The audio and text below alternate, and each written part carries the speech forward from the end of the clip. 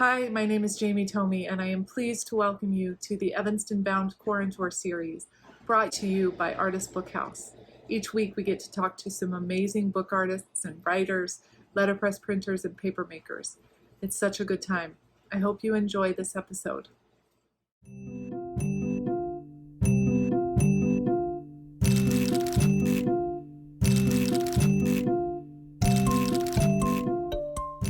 Good morning, everyone. I guess it's still morning. It's noon. Welcome to this week's Evanston Bound Tour, brought to you by Artist Book House. I'm Jamie Tomey, and I am so excited to be joined here today with Andrea Dezsö. And Andrea is coming to us from Massachusetts, right? Yes? Okay, so let me just read your bio real quick. Andrea is a visual artist who works across a broad range of media, including drawing, painting, artist books, embroidery, cut paper, animation, sculpture, site-specific installation, and public art. I have to take a really deep breath after that sentence. Dezso's permanent public art has been installed in 3 New York City subway stations, at the United States Embassy in Bucharest, and at the University of New York BMCC Fiterman Hall in Lower Manhattan. Community Garden, which is one of Dezso's mosaics in one of the subway, I have a question about that. Is it all 3 subways are titled Community Garden, or is it just one? But hold off for a second. Was recognized as the best American public art in 2007 by Americans for the Arts. And she exhibits in museums and galleries all across the world, international artist. So really quick, let me go back to that question. So you have your tiles in 3 subways in New York, subway stations. Is the collective called Community Garden, or is it just one piece that's called Community Garden and the other 2 are other things? Just one project is called Community Garden, and that one project is in the Bronx at Bedford Park Boulevard, Lehman College, and it consists of several mosaics. One very large one, like a 33-foot by 8-foot, something like that, and then there are 4 or 5 smaller ones around the station, but it's all one big project, and that's just one, and then there's 2 others in Brooklyn. And the others in Brooklyn are as vast as the one in the Bronx, like so many mosaics in the, because the subway system in New York is huge and incredibly very, very, very sophisticated, and loads of trains and loads of layers. So there are a lot of stations that are really big. So the ones in Brooklyn also same thing? Yeah, so one of them in Brooklyn at New Utrecht Avenue is called, what is it called? That's okay. At this point, but it's like 54. That one is 54 panels of stainless steel, multi-layer kind of sculptural railing pieces. That's like 54 modular pieces. And the third one, which is in the adjacent stop to New Utrecht, but still in Brooklyn, that one is 14 mosaic murals. So each one is big in its own way. Wow. I want to hear more about that, but I also want to start the conversation about other things besides just subway murals, because you do a lot of different things. How did you become an artist? Did you always know that you were an artist?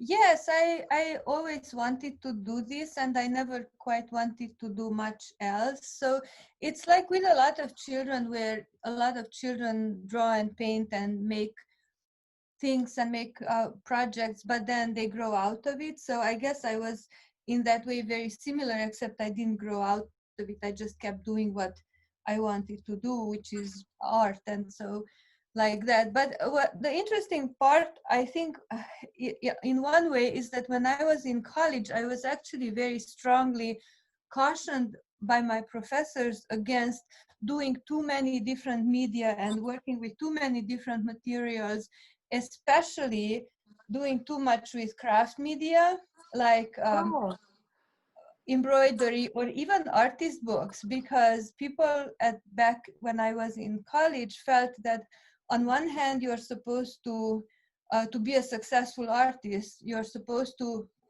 stick with one thing, and that's going to be your thing and your brand, and then people will know Yeah. for that.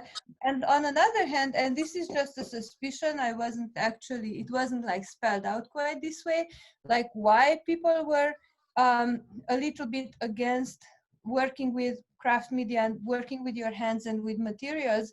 And I have a feeling that most of the things that I was interested in doing were in some way gendered.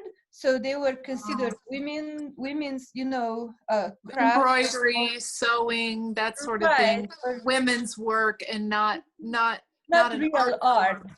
Right. Right, not real art. Yes. So I was kind of very disappointed by that, because I felt like, well, these are the ways that I'm really interested in expressing myself and exploring these areas of actually stuff that's made, that's physical, that has a process to it. And about books, this is another funny thing. I was told I was actually trying to come to America to do a residency in book art, and I was on the wait list for the Fulbright Fellowship for that. And when I had my interview, before I didn't get it, but I just got on the wait list, the Fulbright committee actually told me that books are a thing of the past. And this was, I believe, in 1996. And they were like, why are you going to work with books? In 5 years, there's not going to be any more books. Everything's going to be ebooks. And I just thought to myself, like, this is so scary. Like, it's possible that the whole thing that I'm like most passionate about is just a thing of the past and it's going away. And when you're young and impressionable, and how many times people have said that painting is dead and it's still kicking. And so I feel that book art is in a very similar situation, where so many times we were told that it's going somewhere, and at this point in my life I know better than to believe those naysayers. But back then I was for a moment really scared there that books are dead. Yeah, especially if it's coming from such a renowned organization like Fulbright. You're thinking, what? And then maybe did that influence you to do more, or did that make you hesitate for a moment for the book art? I just thought that I have to think it over, and in the end reconciled myself with me actually dedicating my time and my life and my career to something that's not any longer consequential, and that is not seen as important in the art community, and that maybe that's okay, as long as I really strongly believe that that's what I should be doing. Yeah. So one of my questions, and we'll get to your slideshow in just a second, but one of my questions is about working in various ways. So embroidery, artist book, installation, drawing and painting, printmaking, all of these different things, cut paper, animation. I have several questions about this, but I'm going to start with a very simple one. When an idea presents itself to you, when the nugget of what you want to say presents itself to you, how do you decide which art form to choose to express that idea? Is it kind of like a combined thing where the idea and the art form come together in your mind all at once, or is it a slower process than that? Well, that's a really interesting question, because it can happen in all different ways. Like in some cases, the idea comes of what I want to explore. Like in my embroidery series, Lessons from My Mother, the idea of exploring these beliefs that I grew up with in Transylvania, that I never actually questioned because everybody shared them and nobody questioned them. The idea came when I moved to America in 1997 to New York, and I noticed that people are running around in December with wet hair outside. And I thought, that's interesting, because all my life I heard that if you do that, you die.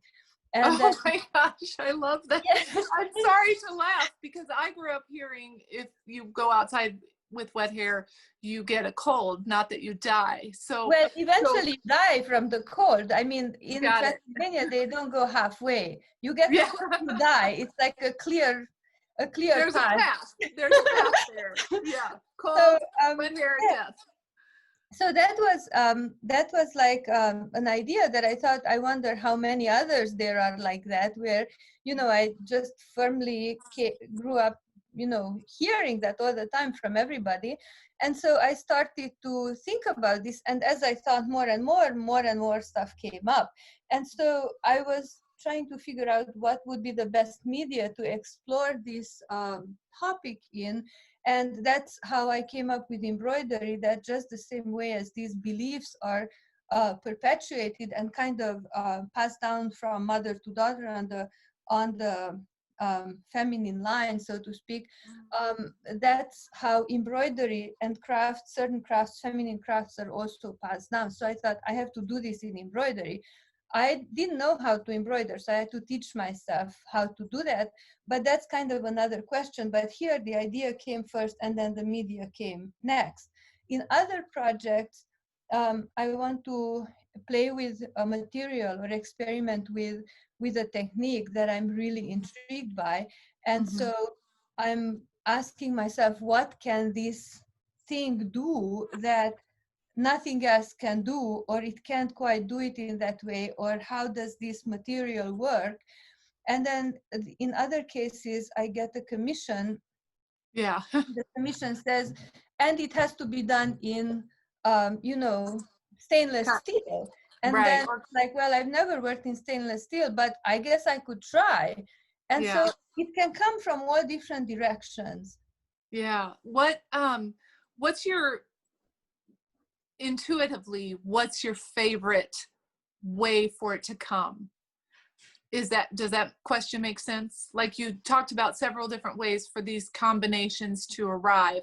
What's your favorite? Is your favorite where you just have an idea and you just get to play with materials, or what's your favorite? That might not be a question you could answer too. I want everything. I want exactly the kind of diversity of ways that I have, or I've been having or experiencing. I have to have. I'm very inspired by that freedom, or by that choice, and I really like challenges. I really like to be asked to do something that I haven't done before. I'm very curious about materials or new things, or new ways of approaching composition and making something. And so I don't think I have a favorite, and I wouldn't really give up on anyone to have more of the other one, because this way of actually mixing and matching and creating a sustainable practice for me, where self-initiated work, commissioned work, teaching are very important, equally important components of my practice. They really sustain each other, and sometimes there's more of one and sometimes there's more of the other.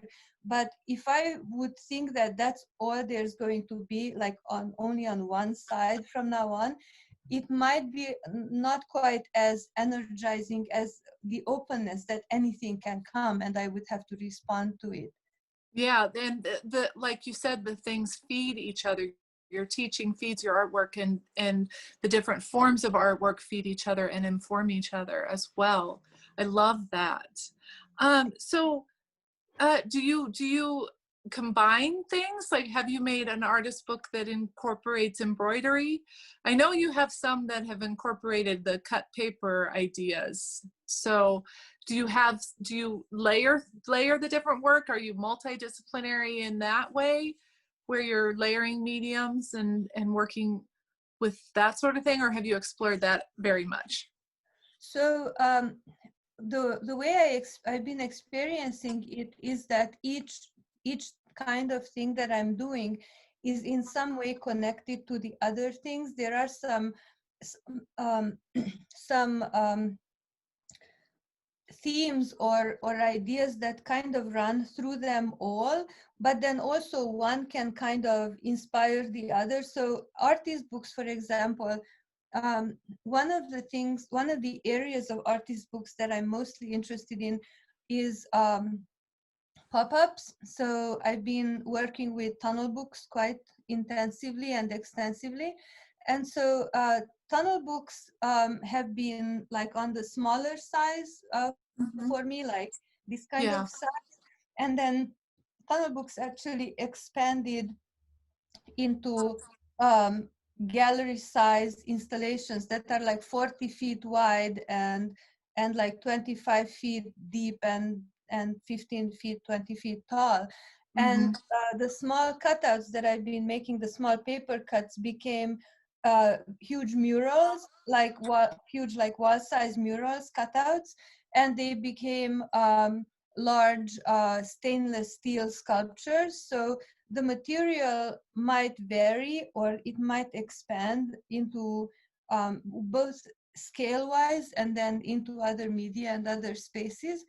But then, or for example, cutouts and silhouette stuff that I've been doing with paper have then found their way into my work with glass. So that became a growl glass, this multi-layered cutout kind of way of working with glass. The tunnel books became glass tunnels where there's like, instead of layers of paper, there's layers of glass in front of each other with etched images instead of cutouts. So a lot of the common themes in them are the silhouetted kind of compositions on one hand that don't tell you everything, but you kind of have to fill in what you don't see.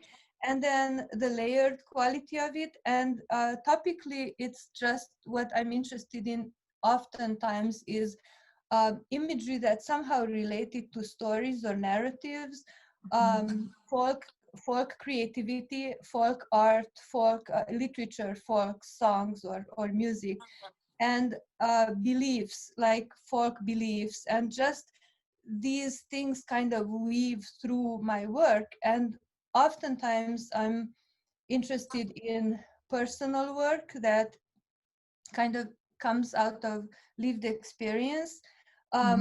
The animal world and the world of non-human or other than human beings are kind of woven through. Nature is kind of coming through all these different media. So there are definitely common elements, but they are all kind of, so I don't see any of them as like a separate and standalone thing, but they are kind of it's all intertwined. It's all layered. Everything is layered. Everything is intertwined. I love that.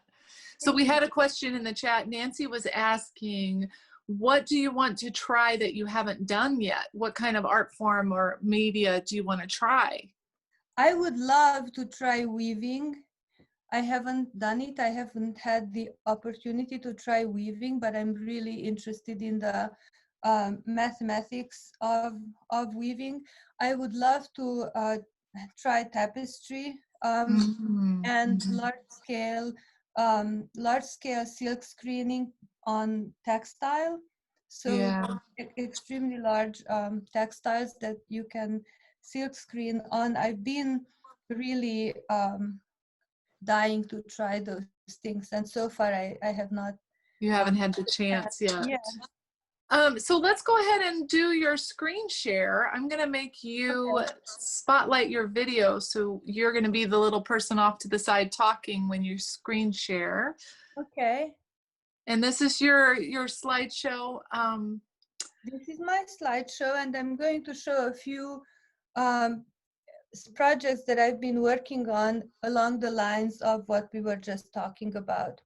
So these are some of the pieces of lessons from my mother, the embroideries that I was exploring, beliefs from Transylvania, and I have over 100, and I'm still making them. And And then what size are these individually? these are about, I would say about 6 by 6 inches or six by Oh, 5 by 7. They're small. they're small. Oh, wow. Yeah. Okay. And I started with these common superstitions or beliefs about health, like the hair stuff, but then it moved on from there to, and those are widely shared by everybody in Transylvania. And then I moved on from there to beliefs that mostly just my family has, that even other families in Transylvania might think are weird. And then Okay. there, I kind of focused into things that only my mother believes. And so Oh, slowly over time, this became more and more a kind of um, tribute in a way, portrait in a way of my mother. So this is one. My mother claimed that if you go outside with wet hair, you will get meningitis and die.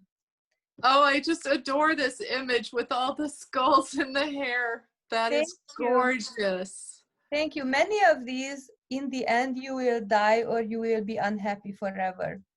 My mother This claimed doom. that a woman will get a female cold by sitting on anything cold. A female cold. Female cold. Oh my goodness. My mother claimed that wearing skimpy bikinis will give you a kidney cold. We should wear full coverage terry cloth panties year round. Oh my You know goodness. how you can tell if the coverage is adequate? How's that? Your belly button has to be covered by the terry cloth uh, panty. And so Oh, here I realized that when I was in middle school, we had home economics, and they had this kind of split classroom where all the boys were doing like wood shop and metal shop, and all the girls were supposed to be doing embroidery and knitting. And I really wanted to do wood and metal. I was really interested in making stuff with wood, and they were like, no, only the boys can do that. So oh my as a goodness. result, I just refused to learn how to embroider. So I never actually learned it, but I saw that what also the topics that were deemed appropriate for embroidery were flowers, butterflies, that kind of stuff. And Yeah. so it didn't seem very interesting to me, but when I taught myself for this project to embroider, I realized that what I was really interested in embroidering was infographics. So, Yeah. you know, designing and embroidering a kidney with like a communist star in the middle and a golden drop of urine coming out was much more interesting than two birds and a butterfly back in the day. Right. A little sampler or a house or something. Right. Yeah. My mother claimed that eating greasy food without bread is what gives people herpes. Oh my goodness. Oh, I adore these. My mother claimed that if you don't have a bowel movement for more than 10 days, your intestines will twist and you will die. And you will die. And embroidering intestines and feces was an especial um, joy on the New York subway. Most of these were done on the subway as I was commuting to work. Oh my goodness. Did people look over your shoulder a lot? No, nobody cares. That's the nice thing. Like, people have seen everything. My Yeah. mother claimed that her father died because someone left the bread upside down on the table. Oh, superstition. Mhm. My mother claimed that you don't know what kind of man you married until after you married him, and by then it's too late. Oh my goodness. The wedding cake is just stunning. Thank you. So, and then Oh, this is an image that I did for a cover of a print magazine, which was a magazine that existed in print in the 90s, 2000s, and before that. And now I think it's only online. But it's an embroidered image, and it was for the European Design Annual. And um, Katie is saying in the chat, this one brings me much joy. oh, thank you, Katie. And I was actually interested in this idea of working with your hands. So in this case, the image came as kind of connected with a embroidery medium.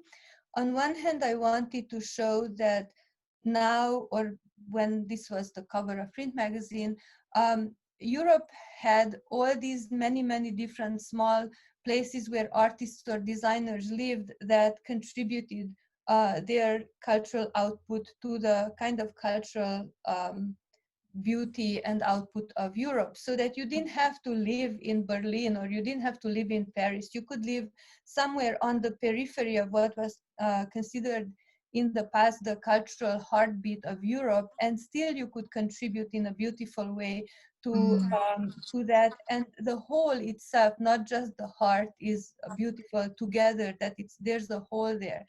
And so technically or materially, I was really interested in creating work that was very labor intensive, and it couldn't be easily changed, because back then a lot of covers were somehow done in a way that computers were involved, and the idea was that you don't have to commit to anything, because you can always change it quickly with a click of a button. And this whole click of a button fast change, and not necessarily committing to an image and then doing the slow work to achieve it, was all behind this image. And the other thing was like what we don't see a lot on the magazine rack, and you don't see or you didn't see a lot of embroidered covers back in 2004.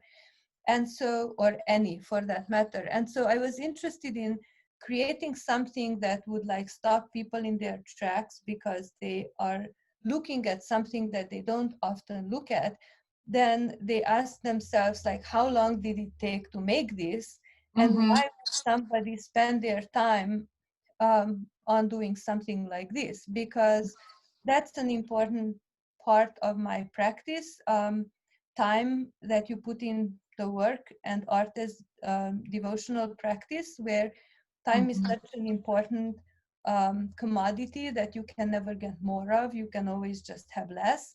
So whatever you're spending your time on is really important. And to go back to a piece of work that's not extremely large, and it shows on itself the time that went into it, the way that some art forms don't. Like a painting, you might have 50 million layers and you still just see the top layer.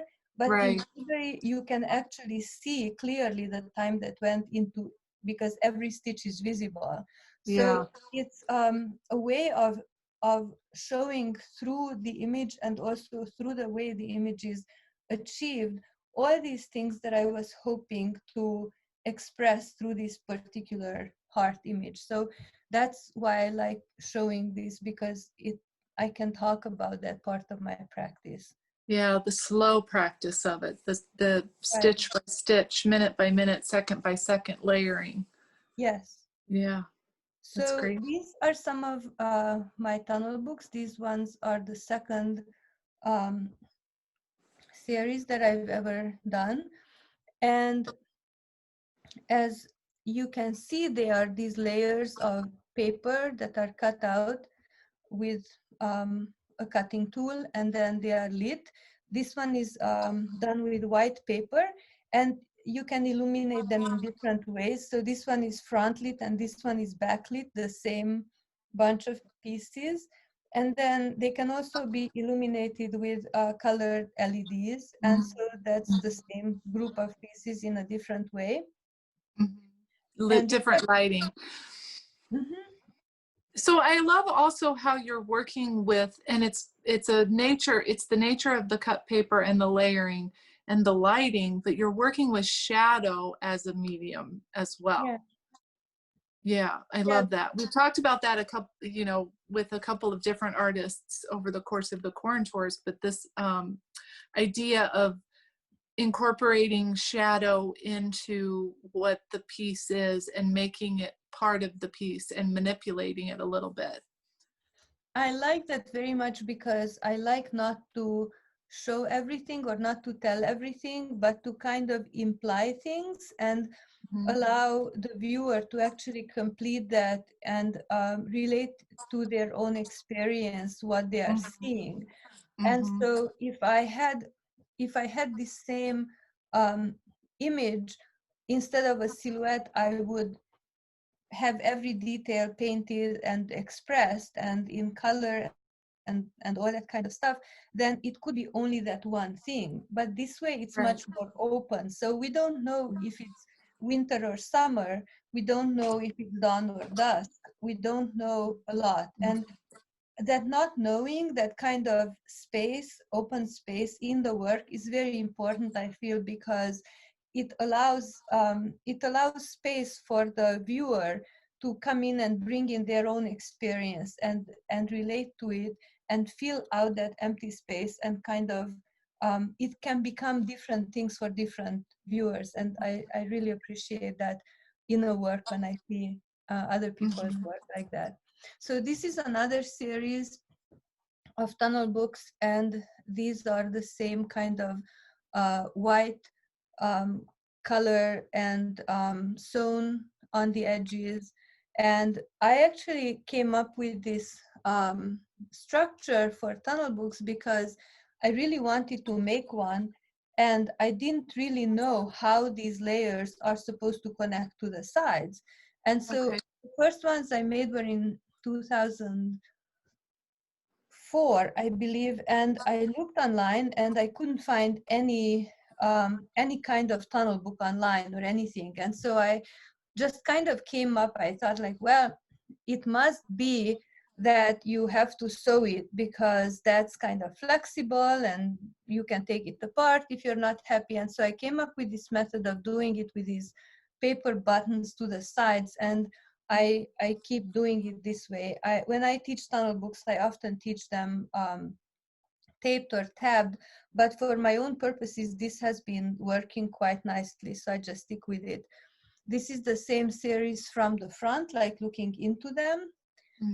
There are 6 tunnel books, and I made most of these in Finland. It's really wonderful because they have in the summer these white nights there, so it's possible to work like until 3 o'clock in the morning and you don't notice. You think it's still 4 in the afternoon when you really start going on something, and then it doesn't grow dark on you. It's just wonderful. And I think that white night kind of feel is somehow reflected in these particular pieces. Yeah, I think so too. Yeah. This is another one, same thing with white paper, but it's illuminated with the blue LED lights. This I did as a commission for the Royal Shakespeare Theatre Company for a feminist rendition of their Peter Pan. They had like a Peter Pan play, and this is part of that, Peter Pan and Wendy. These are also tunnel books, larger ones. They're about this size, and I see these ones as they suggest a narrative, but the narrative is not really spelled out. So I'm interested in providing this stepping stone from where people who are looking at this can then come up with what is happening. Or it's almost like I'm interested in creating these images, like almost like you're dropped in the middle of the story of a Yeah. story. You don't know which story. It's not obvious, and that kind of not obvious, more mysterious part is what I'm interested in. And then people can imagine and Yeah. add to the story. How do you delineate the layers as you're working? Do you start with like you think about the whole image, or are you thinking about just layering things and keeping things separate, but maybe you think, oh, I need another layer on top, or I'm missing a layer in backs, or missing a layer in the middle. So how do you design the pieces, I guess? How do you walk through the actual structure and design of the piece? They're mostly improvised. I don't really plan them out in advance. I don't know what it's going to be. I start from the front. So I Okay. just start with one layer. The first layer is always some kind of a framing device. where you look through this and you look into. I usually know that there's gonna be 4 or 5 layers. I don't do more than that. It's relatively hard to illuminate if you have like too many layers going back. And so I know it's gonna be 4 or 5 layers, and I have the paper and I cut out the first layer, and then I put the empty paper behind it, the next layer, and I look through this first layer and I see what I can see. And so an image kind of starts to appear on that layer, and then I cut that out and I put both layers behind each other and I see like what emerges. Yeah. It's just very organic and very improvised like that. Yeah, that's great. Thank you for sharing that process.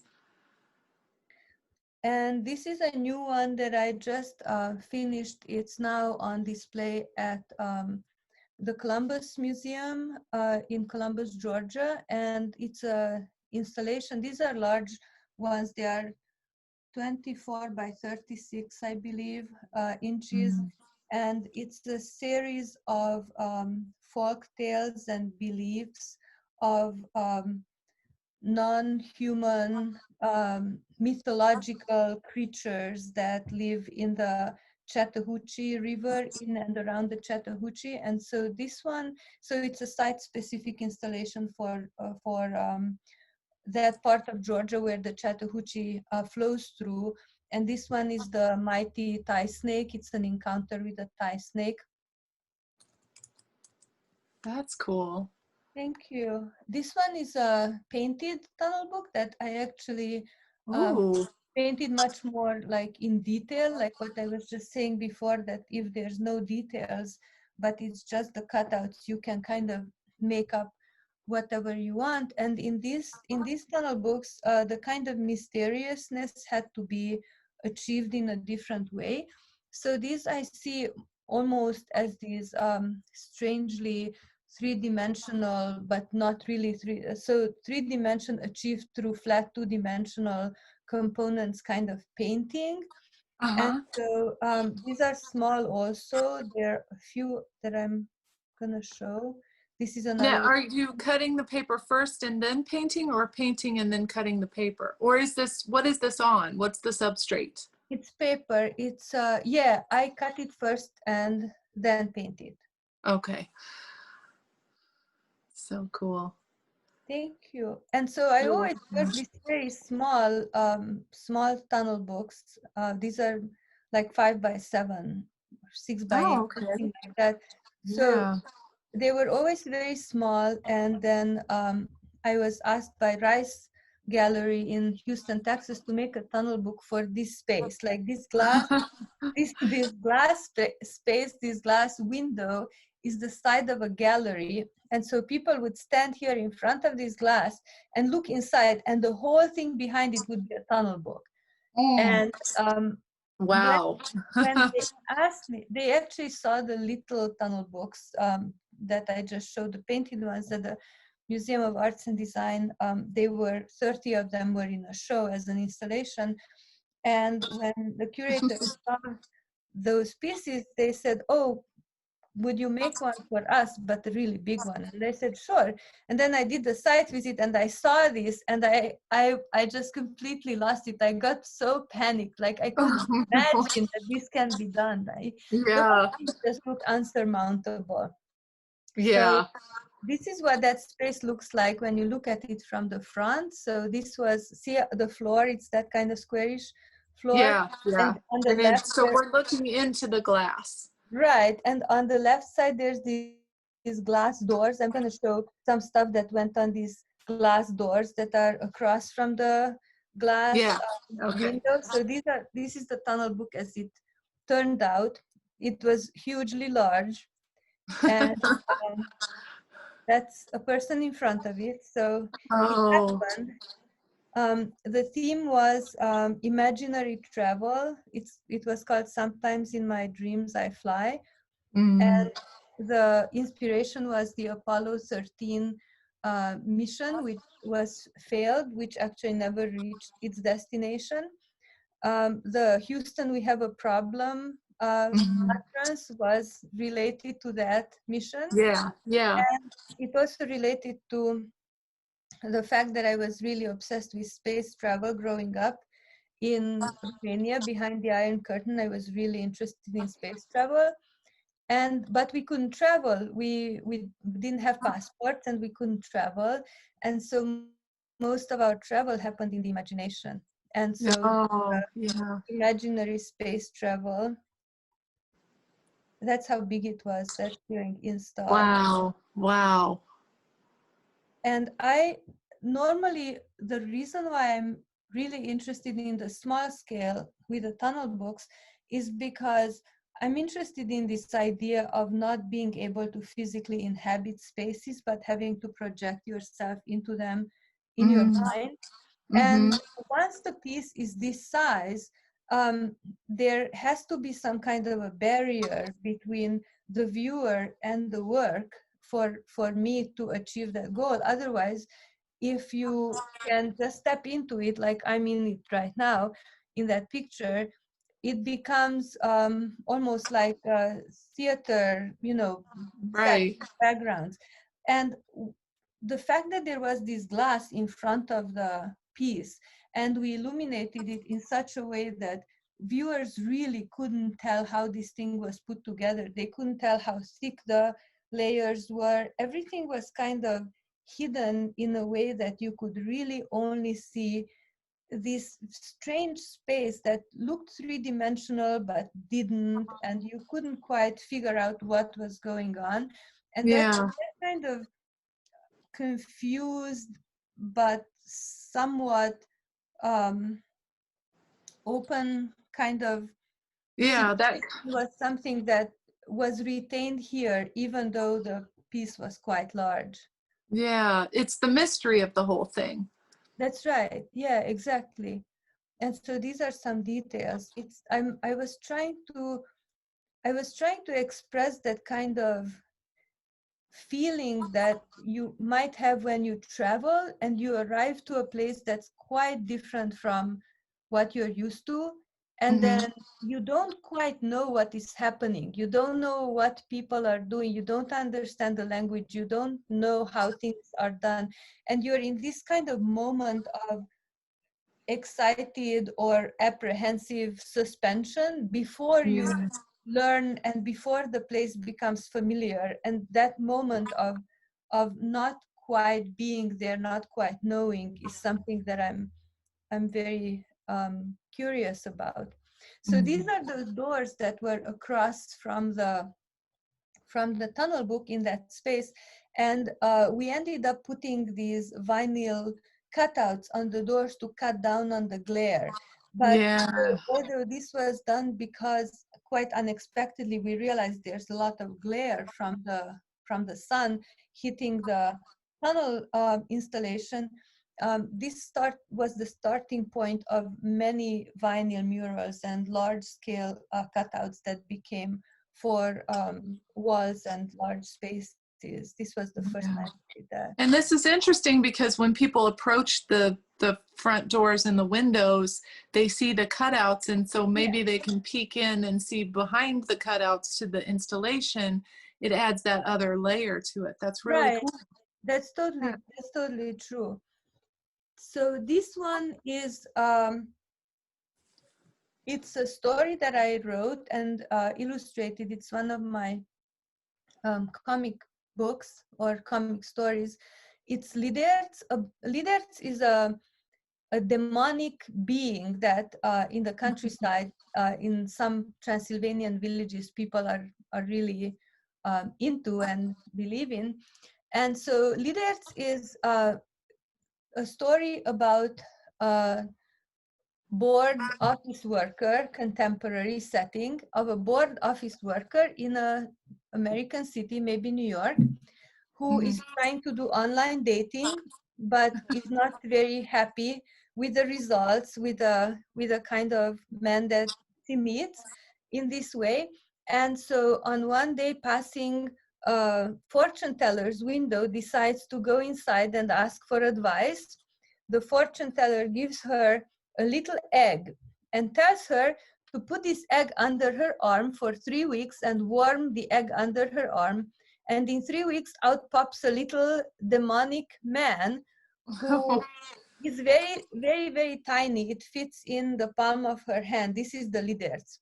But at night, he becomes a full-scale lover. During the day, he can help her with chores around the house, cleaning the house, doing all kinds of home improvement jobs, and giving financial advice. He's very good at that. Leaders are supposed to be great for housework and financial advice. And at night, he becomes a ravishing lover. And the only problem or possible complication is that leaders don't eat, but they feed on the life energy of their host. And so slowly, she starts to become emaciated and her energy is dwindling. And so the question becomes, is she going to allow herself to be completely drained of life energy and die with, the perfect lover? Or is she going to have to send him away? And there's one way of getting rid of a leader. According to folk wisdom, you have to come up with a task that they can't accomplish and send them on this task. So one of these tasks could be to send them away with a spoon and say, spoon out the entire ocean, and when you're done, come back. Because they're very diligent and conscientious, and they are not going to come home until they accomplish their task. So here's the question and the choice ahead of her of what she needs to do. And so I really enjoy these kinds of old folk stories about non-human or more than human or different beings, and them meeting human characters and seeing like what happens from there. Yeah, I love it. Thank you. And this is a one-of-a-kind book, or is this something that you've produced multiple copies of? This came out in the comic compendium called Blab. Oh, okay. It was made for Blab originally. Eventually, if I make more different ones of different stories, then I might end up having them like as a book of stories. But for now, I just had the one published in Blab. This is a book that I wrote, and originally it was illustrated, and originally it was published in the art magazine Esopus. And afterwards it was translated into Hungarian and published as a book in Hungary, as a children's book. It's a book about a girl who is telling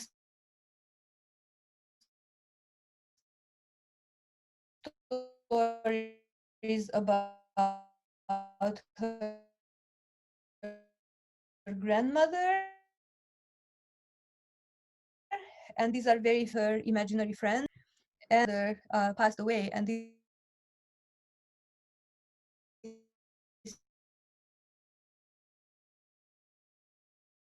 It's lovely.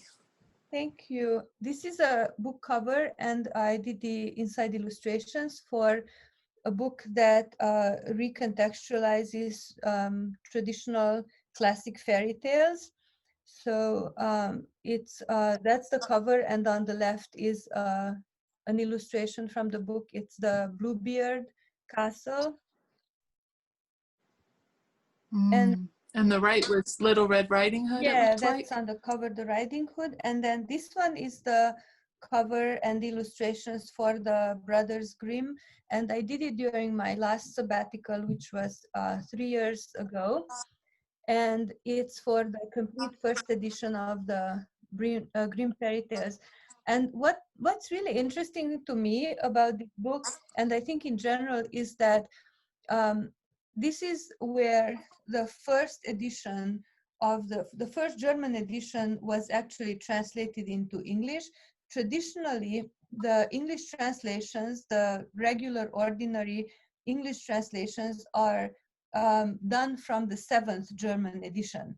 And so why that is interesting is because the first edition came out, and people read it in Germany of the time and said, well, this has so many gruesome things, we can't possibly read these things to our kids.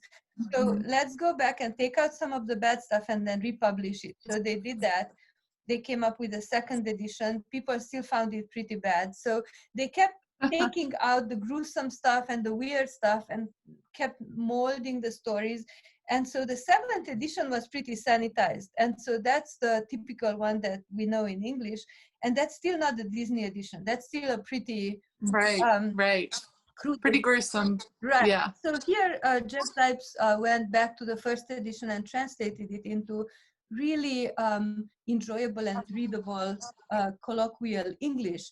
And what I love about this book is that it doesn't have a unified voice, because these were stories that were collected from people. The Grimms didn't write them, but they collected them from everywhere. And they contain the voices of the people who told them.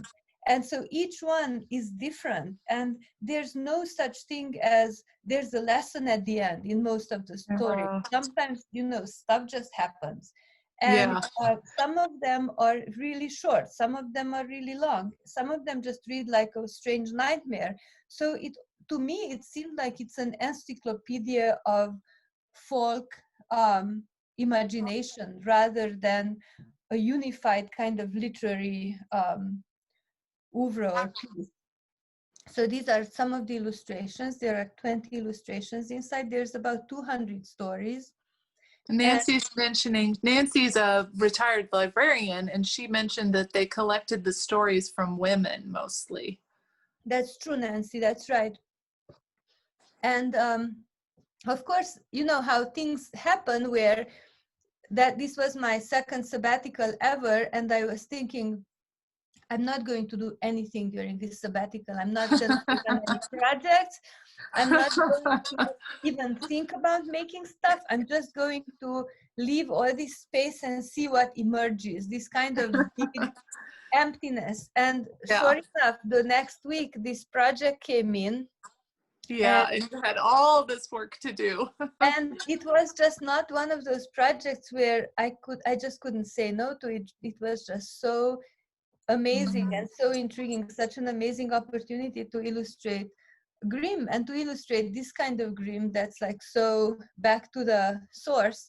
So I ended up taking it, and I'm very happy I did.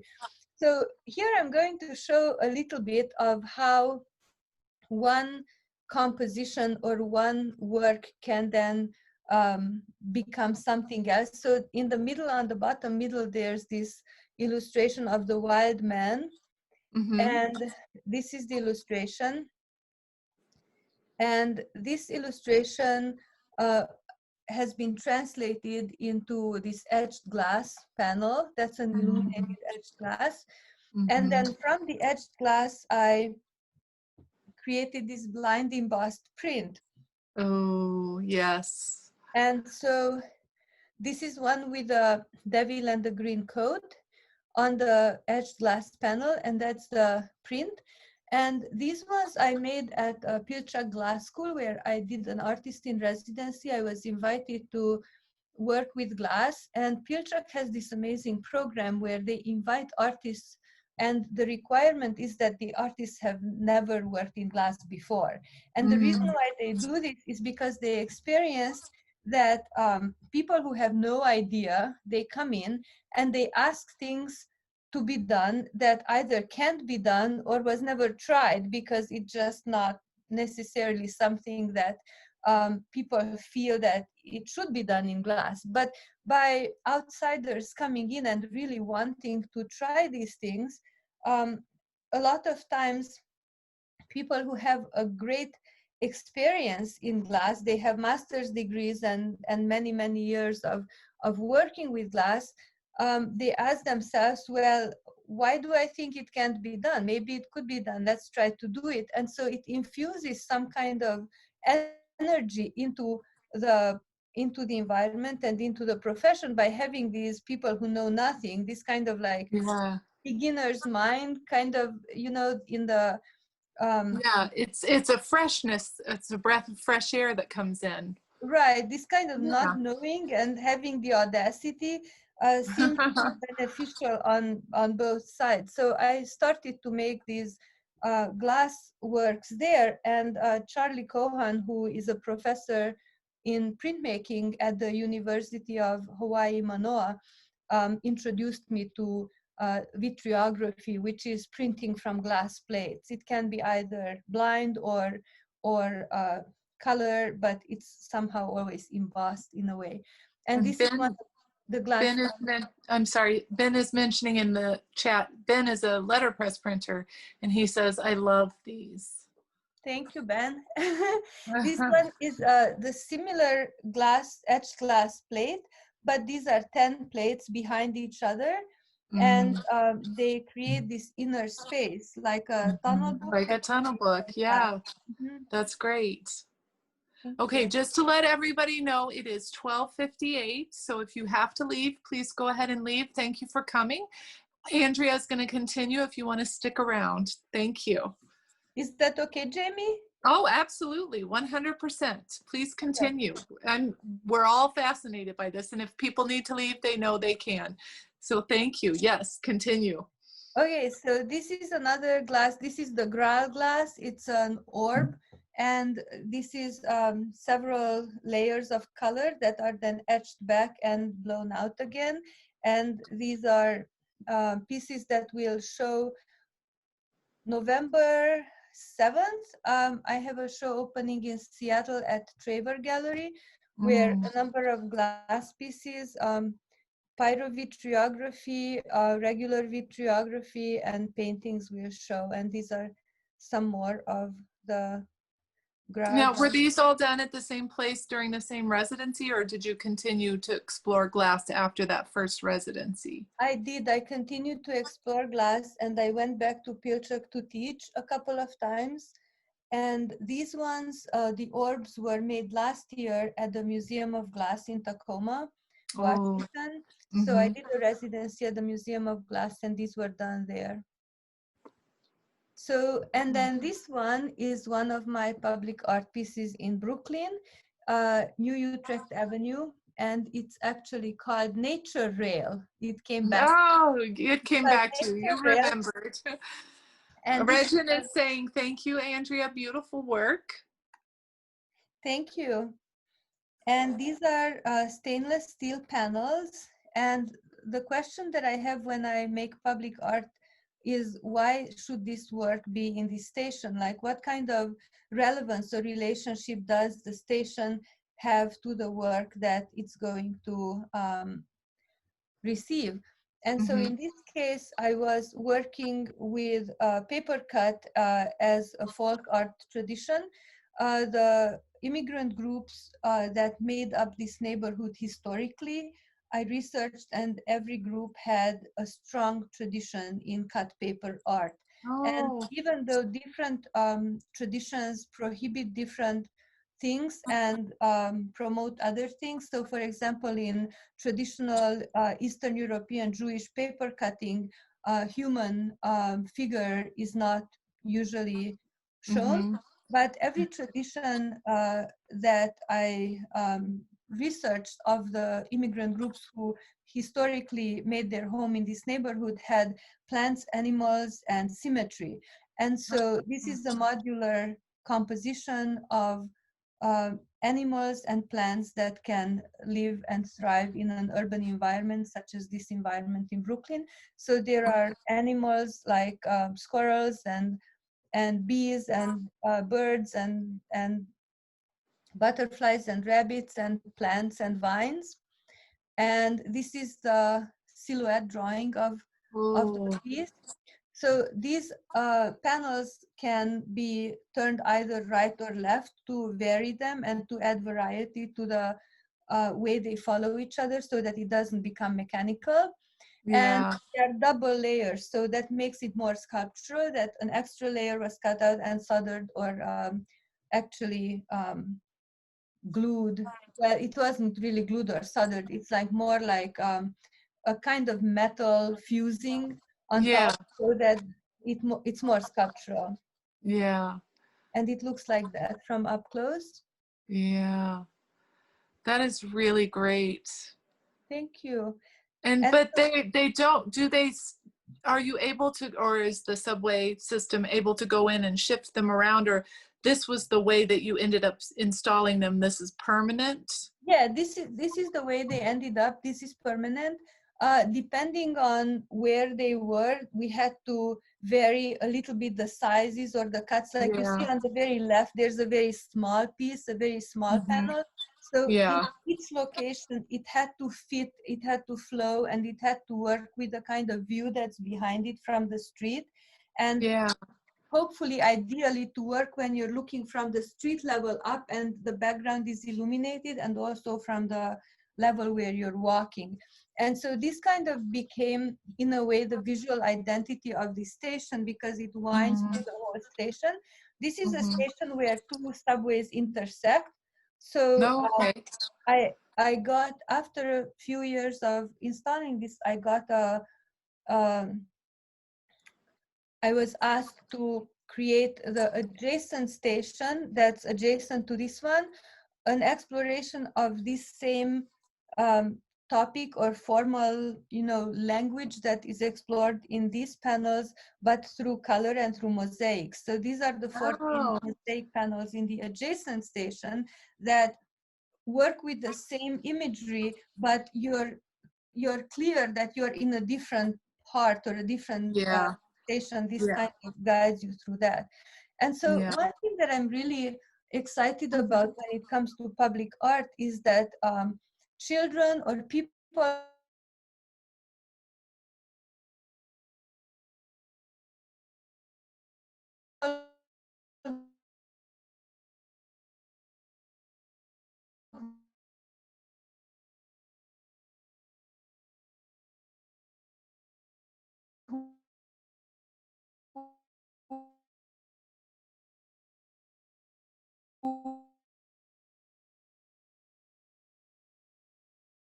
not seek art out or don't think that this is something that they have access to. And so, Yeah, I love that. thank you. Here's the material which I'm super excited about. This is a handmade glass. It's made in Murano in Italy. Each of these colors is handmade as like one large kind of glass pancake that's not Mhm. flat. So it's not like window glass where, it's totally even, but it has that kind of handmade quality. Each one of these tiles is hand cut and put by hand into that place by professional mosaic makers, and they do an Oh, okay. amazing job. So this is where the drawing is on the left, and on the right is a sample book of all the different colors that exist in just one brand of these handmade tiles. And you can see how the Mhm. surfaces are not straight, and they are just beautifully, they have that beautiful handmade quality. Uh, Yeah. my mosaics have been so far, all of them created by the Miotto Mosaic Studio, Stephen Miotto. And he's a really wonderful mosaic maker. And I just really love the way his team is translating my drawings. And what works really nicely for me about mosaics is that when you go really close, each tile is different, and you can look at it almost as an abstract piece of art just on the level of each tile and on a very close-up, minute level. And then when you go away, then on a large scale, it works as a Mhm. composition, as an image. Yeah, I love that. I love the different shades in those tiles too. Yeah, they are so luscious. The material is just so wonderful. It's just such a joy working with it and seeing my little colored pencil drawings translated into this beautiful material. Yeah. This is Bedford Park Boulevard. This is Community Garden. This is where? This is in the Bronx? Is Yeah, this this the is one in the the one in Bronx? the Bronx. Yeah, this is the first one that I did in 2007. Okay. And Yeah. that's Wow. the long piece, the 33-foot one.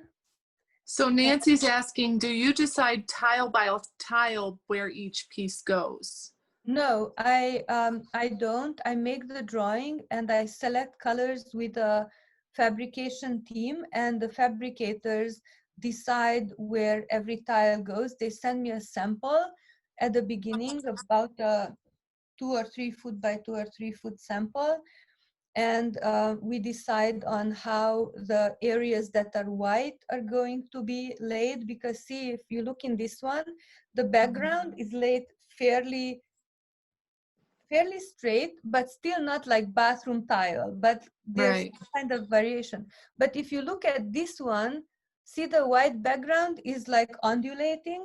So Yeah. those things have to be decided, and I'm talking to them and I ask for what I'd like or what I need, and then they translate my work into mosaic. And yeah, they do all that stuff. They are real professionals. They have amazing experience and education in mosaic, and I'm just really happy with how they do it.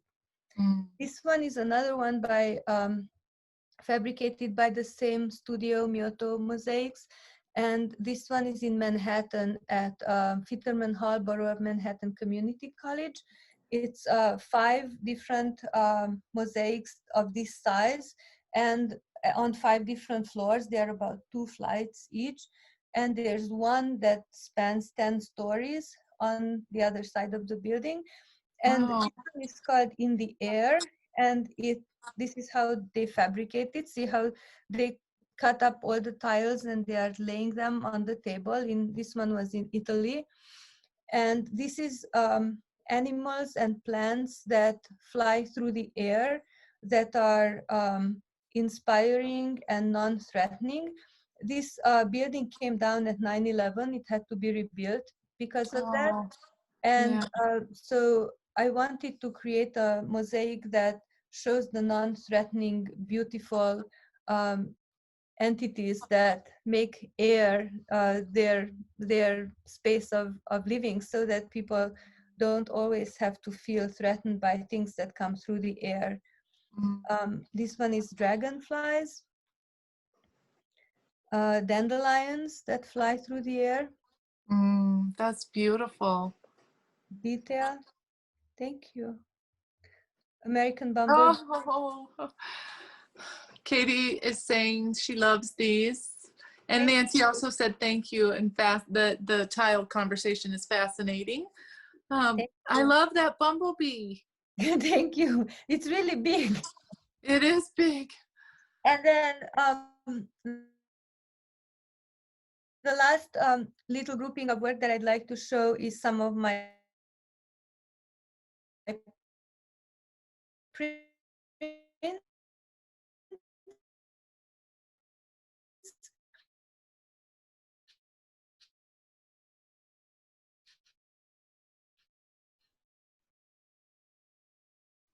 These